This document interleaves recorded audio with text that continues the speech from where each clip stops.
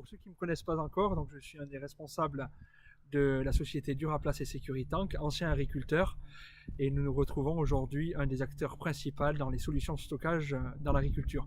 Donc à l'heure qu'il est, je suis dans la Marne, en plein milieu des betteraves tel que vous pouvez voir, et à quelques minutes d'un agriculteur qui souhaite étudier la solution de stocker de l'azote liquide à la ferme.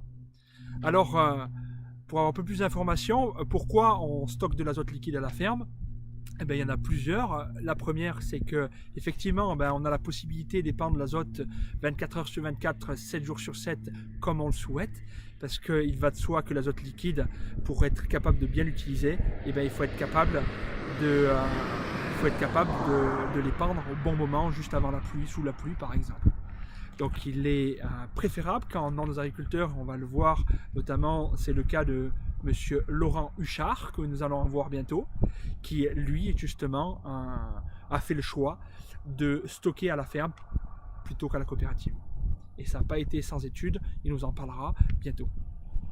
Donc principalement, stocker de l'azote à la ferme, c'est pour être capable d'avoir l'azote 24 heures sur 24.